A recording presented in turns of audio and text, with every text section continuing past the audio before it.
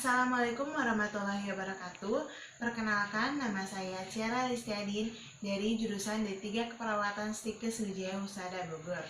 Di kesempatan kali ini, saya akan membahas sedikit tentang sistem saraf. Tubuh manusia memiliki sistem pengatur kegiatan tubuh atau biasa disebut dengan sistem regulasi. Salah satu sistem regulasi adalah sistem saraf. Sistem saraf memiliki fungsi sebagai penerima dan penghantar rangsangan atau impuls ke seluruh bagian tubuh manusia. Dan sistem saraf pula berperan untuk memberikan tanggapan atas rangsangan atau impuls tersebut. Sistem saraf manusia ini dibagi menjadi dua, yaitu sistem saraf pusat dan sistem saraf tepi atau perifer. Sebelum kita membahas tentang sistem saraf pusat dan sistem saraf tepi atau perifer, kita akan membahas terlebih dahulu apa saja penyusun dari sistem saraf. Unit terkecil penyusun sistem saraf adalah sel saraf. Sel saraf sendiri terbagi menjadi dua jenis sel, yaitu neuron dan neuroglia. Walaupun kita lebih familiar atau lebih sering mendengar tentang neuron, tetapi di dalam tubuh manusia, jumlah neuroglia lebih banyak dibandingkan dengan neuron. Neuron dan neuroglia memiliki fungsi yang berbeda.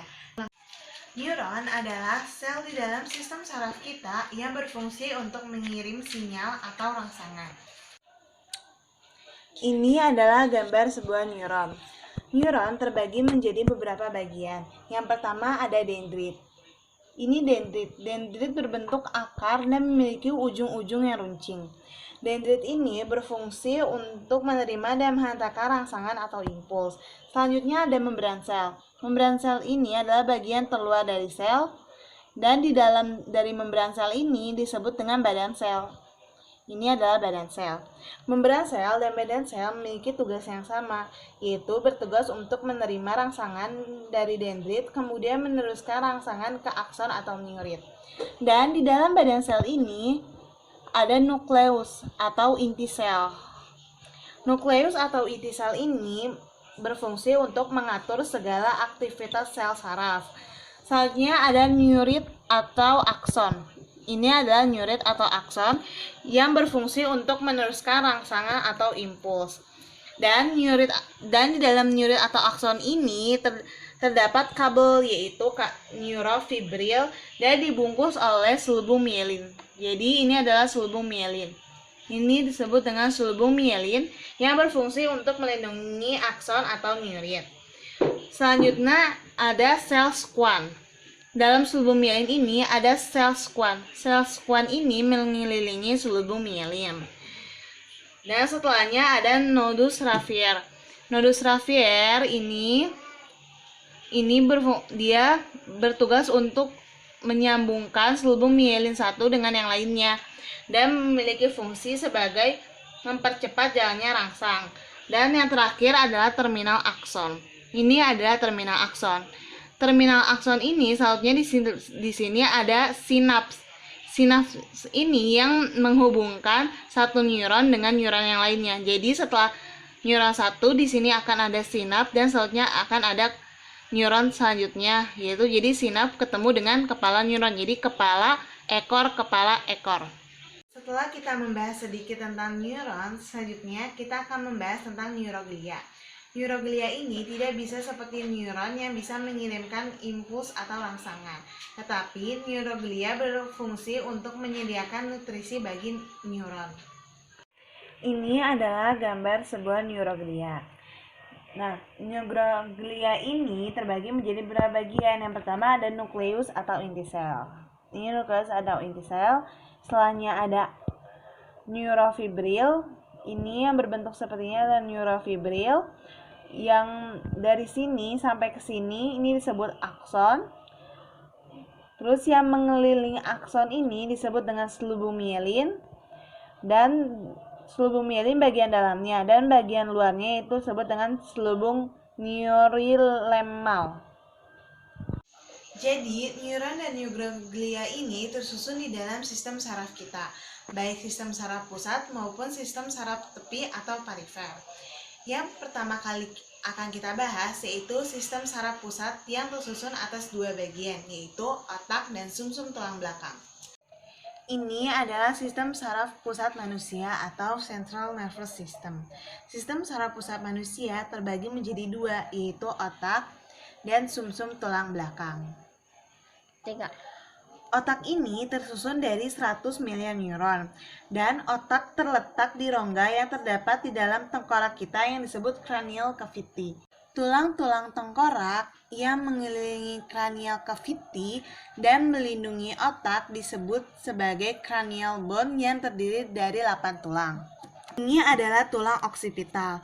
Tulang occipital adalah tulang kranial yang letaknya di daerah belakang bawah. Occipital ini terdapat foramen atau lubang yang bisa disebut foramen magnum, yaitu lubang besar. Melalui lubang foramen inilah otak dan sumsum tulang belakang akan bertemu. Selanjutnya, kita akan membahas sumsum tulang belakang yang tersusun dari 100 juta neuron. 3. Sumsum tulang belakang ini berfungsi untuk menghantarkan impuls dari dan menuju otak serta berperan dalam gerak refleks. 3. Jadi, sumsum tulang belakang ini terdapat di dalam tulang belakang.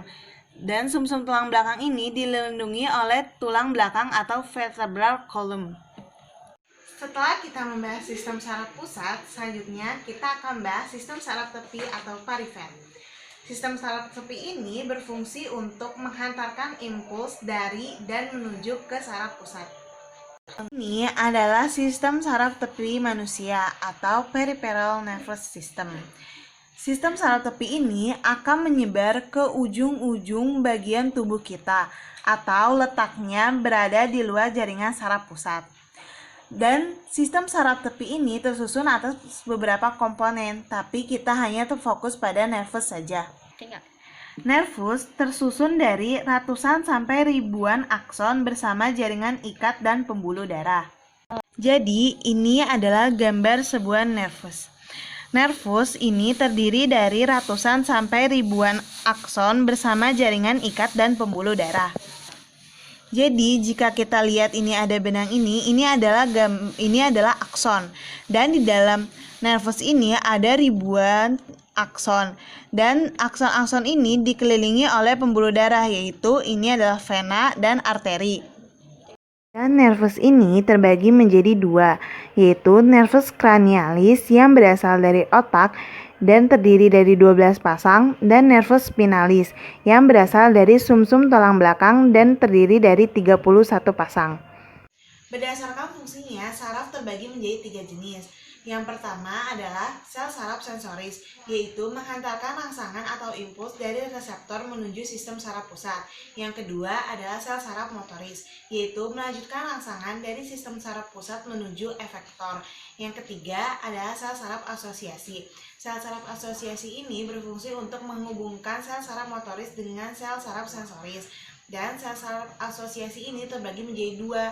Yang pertama adalah konektor, yaitu menghubungkan dengan sel saraf sejenis, seperti sel saraf asosiasi dihubungkan dengan sel saraf asosiasi. Dan yang kedua yaitu adjustor, yaitu menghubungkan dengan sel saraf yang berbeda, seperti sel saraf sensoris dihubungkan dengan sel saraf motoris. Dapat saya sampaikan, mohon maaf bila ada salah-salah kata atau pengucapan. Semoga video ini dapat bermanfaat bagi semua yang menonton. Wassalamualaikum warahmatullahi wabarakatuh.